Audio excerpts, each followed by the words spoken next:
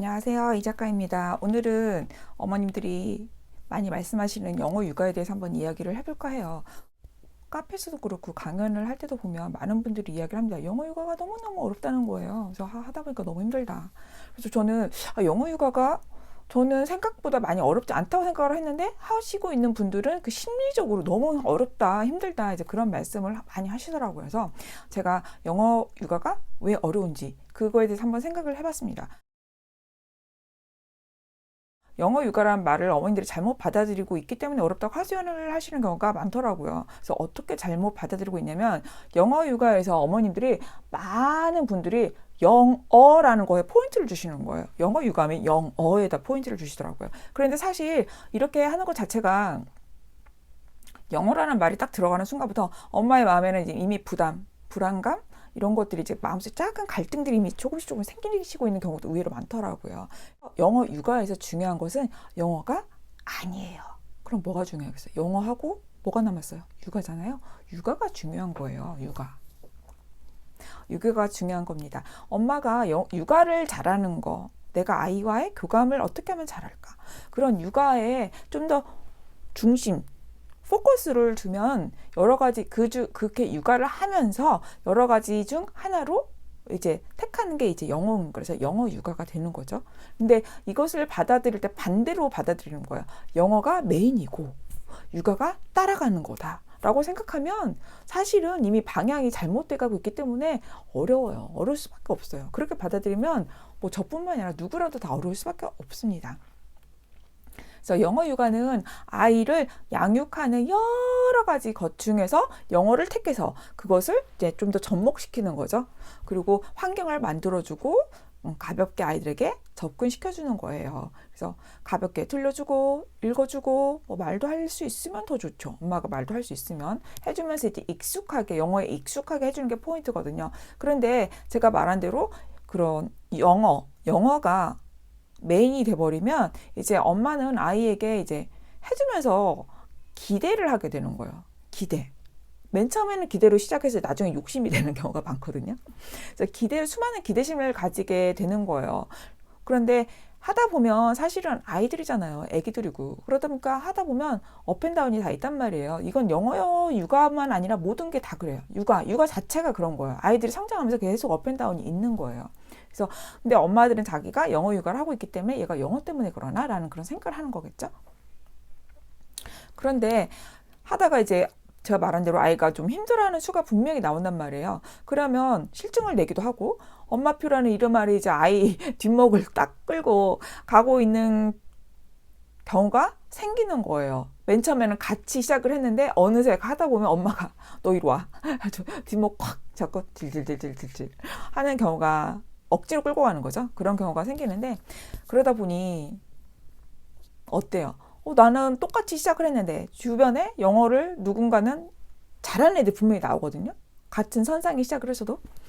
그러면 거기에 대해서 귀를 좀 더 기울이게 되고 뭐 누군가 다른 아이가 잘한다 싶으면 막 우리 애는 왜 안 되는 거야? 막 그러면서 그 분노, 화, 절망감, 기분 나쁨, 그리고 아이에 대한 실망감, 그리고 조금 더 심각해지면 솔직히 아이에 대한 원망 막 이런 것까지 생길 수가 있거든요. 그러면은 제가 이렇게 말하면 설마 뭐 영어 한다고 뭐 애기가 못한다고 그렇게까지 하겠어라고 생각을 하겠지만 많은 엄마들이 집에서 영어 환경 만들어준다고 노력을 하다가 옆집 아이 누군가가 뭐 영어 유치원 혹은 같이 엄마표를 하는 사람이 자녀일 수도 있고 아니면 뭐 영어 기관 유치원이나 영어 기관 학원 다녀와서 뭔가 유창하게 영어를 막 들리게 잘하는 것 같이 들리는 경우가 있잖아요. 아니면 뭐 나는 사실 집에서 엄마표 혹은 영어 육아를 막 4, 5년을 해왔는데 우리 애기는 이제서야 문장 3개, 3줄짜리 이런 거 읽고 있는데 어디 뭐 기관이나 학원을 다니는 애들이 얼마 다니지도 않은데 자기가 볼 때는 꽤 긴 책, 글밥이 꽤 있어 보이는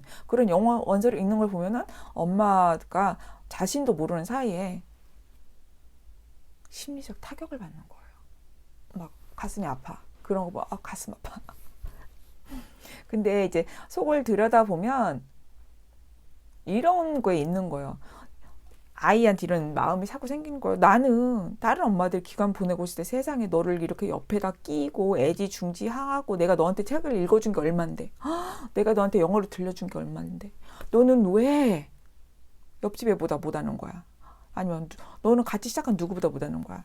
내가 그동안 너를 위해서 얼마나 수많은 노력을 했는데 너는 도대체 왜 이게 되는 거예요. 그러니까 저희들이 어른이잖아요. 성인이잖아요. 겉으로 봤을 때. 성인이 되다 보니 이미 늙어가고 늙어가고 있는 성인이 돼가지고 저 같은 경우 이렇게 어른인데 속에서는 저희들도 사실은 아이들이 있잖아요. 마음속에 아이가 성장하지 못한 자아가 분명히 있단 말이에요. 그 자아들이 계속 엄마의 그 마음을 계속 건드리는 거예요. 감성, 막 욕심 이런 걸 계속 건드려가지고 힘들게 하는 거잖아요. 그래서 이런 마음 먹는 것을 사실은 비난하고 싶지는 않아요. 사람이기 때문에 당연히 그럴 수가 있단 말이에요. 근데 그럴 때는 어떻게 되냐. 이런 마음을 계속 다스리지 않고 그 방향을 잃어버리잖아요. 안 돼요. 굉장히 위험합니다. 왜냐하면 이게 사실 영어 육아니 뭐 영어 환경 만들기니 엄마 표현이 뭐니 이런 거 하는 이유가 다 뭐예요? 다 자녀를 위해서 하는 거잖아요. 근데 이런 어떤 중심을 한번 어느 순간 확 잃어버리잖아요. 그러면 이런 마음이 계속 흔들거리는 거예요. 균형을 잡지 못하고. 그러면 심리적으로 가장 타격을 받는 사람이 누구냐면 공격의 대상, 이 분노의 공격의 대상이 되는 대상이 누구냐면 바로 옆에 있는 나의 자녀예요. 내가 너무나도 사랑하고 내가 막 오기야 금이야 막 이렇게 애지중지 키운 너무나도 사랑하는 나의 자녀에게 그 분풀이와 심리적 억압과 불안감과 분노와 이런 것을 다 해소하는 거예요. 그렇기 때문에 이런 마음의 불균형이 딱 잡힌 것 같다. 마음에 뭔가 분노가 쌓이는 것 같다. 마음에 속상함이 있는 것 같다. 그대로 유지하면 절대 안 됩니다. 반드시 그 메타인지를 움직이셔야 돼요. 아, 내가 심리적으로 지금 타격을 받고 있구나. 정신 차려야 되는구나. 내가 지금 이런 것 때문에 분노를 하면 안 되는구나. 내가 조심해야 되겠구나. 스스로를 계속 그 마음을 달래줘야 돼요. 여러 가지를 통해서 책도 봐대고 저 같은 경우는 뭐 기도를 하기도 하고 저도 사람이니까 되게 많이 실수를 하거든요. 실수하면 이제 자녀들한테 미안하다고 말도 꼭 해줘야 되고 그래서 영어 육아에서 이런 일이 있기 때문에 의도치 않게 실수를 이런 식으로 하게 되거든요. 그래서 이런 실수를 하지 않기 위해서라도 최소한의 실수가 설령 생기더라도 최소한의 실수로 하기 위해서는 정확히 알고 가야 돼요. 제가 말했죠? 영어에서 영어가 중요한 게 아니라 육아가 중요하다. 영어는 여러 가지 중에서 하나로 아이를 키우기 위한 시간을 채워주는 것 뿐이에요. 영어도 될 수가 있고 그것이 뭐 영어를 붙이면 영어 육아, 책을 붙이면 책 육아, 뭐 운동을 하면 운동 육아, 여행을 하면 여행 육아, 요즘 유행하는 뭐 질문법 하면 무슨 질문법 육아 이런 식으로 되는 거거든요. 그런데 저는 딱꼬집 하나는 말할 수가 있어요. 이 중에서 어느 하나만 가지고 아이가 성장할 수는 절대 없어요. 절대 없습니다.